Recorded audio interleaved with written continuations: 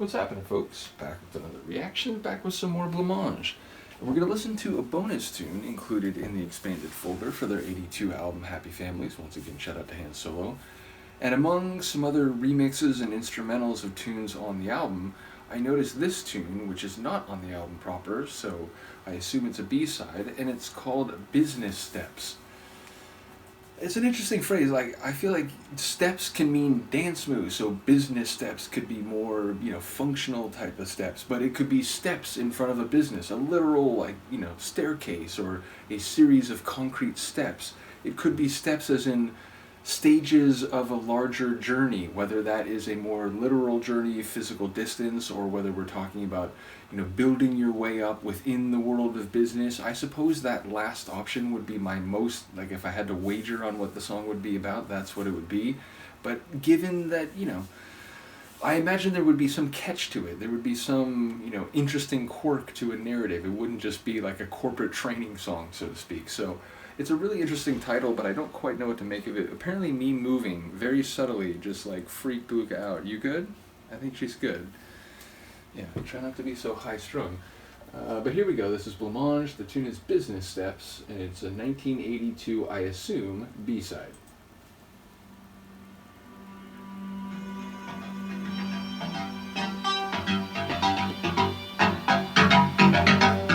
I love those symphonies.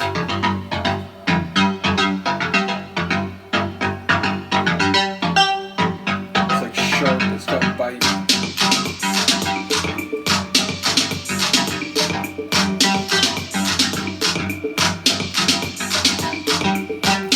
Breakdancing music.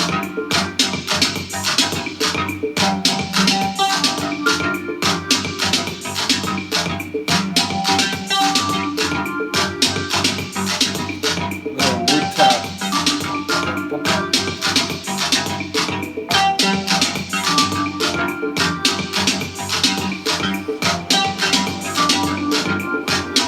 It'll be an instrumental, right?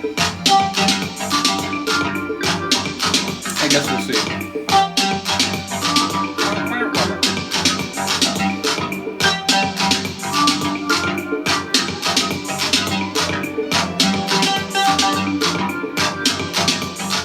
Hey.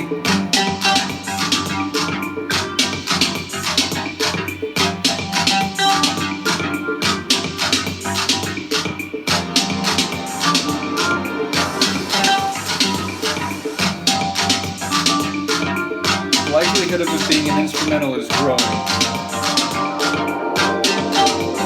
What's the plan?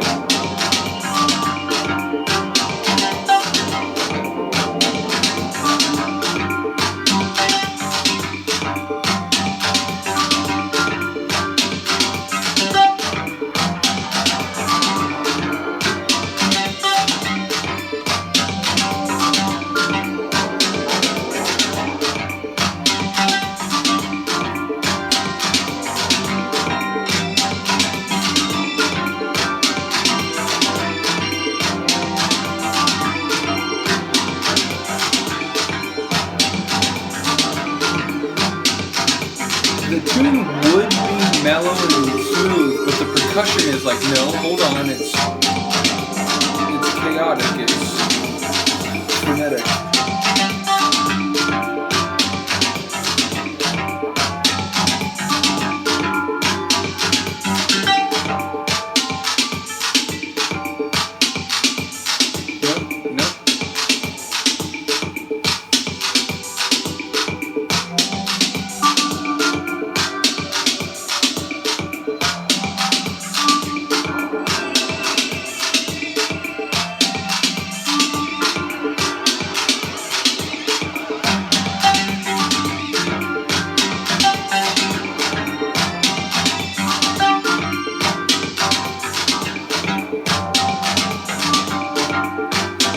Funky bass line and the syncopated percussion, it's like, it really is like breaking music.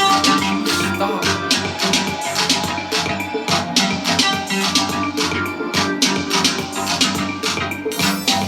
Alright, we're really doing this?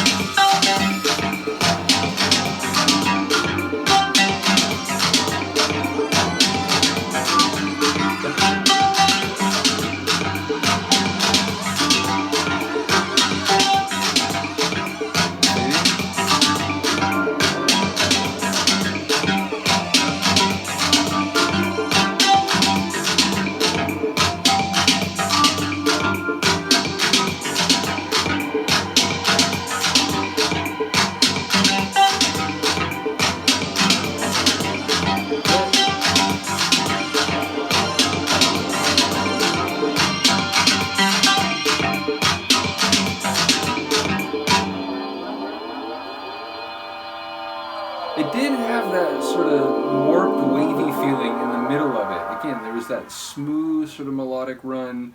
There was the funky, sort of edgy, sharp synth bass, as well as those, cyclical, multifaceted drums. But in the middle of all that, there was this sort of warped, twisted sonic feeling. But yeah, obviously an instrumental, so, forget everything I said. I suppose, by that thought, the steps as in dance moves is maybe a more legitimate interpretation in terms of, given the material to work with, that seems the only one with any connection.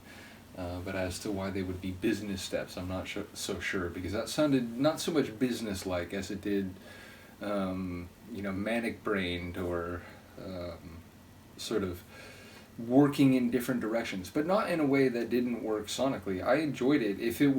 Even if it was a bit like disorienting, it felt very like wild ride that you're just, it's like being on the Willy Wonka like tram ride where it's like, you have no idea what's happening. You hope you get through it, and ultimately it is sort of weird and compelling along the way. But yeah, I was thinking as it came to an end, I wanted the singer to come in and just say like one word or something, so then it's technically not an instrumental, and that made me wonder, has anyone done that? Has anyone have like a 5 or 6 minute tune, it's all like a soundscape, it's all an instrumental track, and then they just sing like 1 or 2 words in the last 3 or 4 seconds, and it's like, well, no, it's not technically an instrumental. Maybe that's just my weird brain. That's why I want to be in a comedy band, so I can do silly things like that. But nevertheless, whatever the band would be, I would play bass for them, so we all know this. But yeah, a cool and quirky tune, definitely one you expect to be a B-side, not one you would expect to hear on an album proper. Not that, I've heard weirder things on actual albums, fair to say. Which is funny, in that Depeche Mode documentary that I watched a couple weeks ago, which again got blocked on YouTube, so it's only on my Patreon, though it is public there. It's for the music for the masses. They talk about how they had all these kind of like weird little soundscapes, and like in some way or another they wanted to get them on a record. So what they ended up doing is a lot of those Depeche like hidden tracks that come in for like 30 seconds after the tune proper, it was stuff they had like floating around in the studio, and they like didn't quite have a place for it in this song or that song, so they ended up just kind of like shoehorning it in some places. So it is interesting to think about different groups that by and large are known for their songs. When they choose to go instrumental, what they do with it, it is very interesting to me. So in any case, shout out once again to Han Solo for sharing Blancmange. I'll probably go through like 1 or 2 of the mixes, but then I'll probably move on to the next album after that, because I do believe that is waiting. So yeah, ultimately, big ups to all the people who've been watching the Blancmange reactions. And yeah, like I said, we'll do 1 or 2 more bonus tunes and move on to the next record. So let me know what you think. I will see you then. Peace.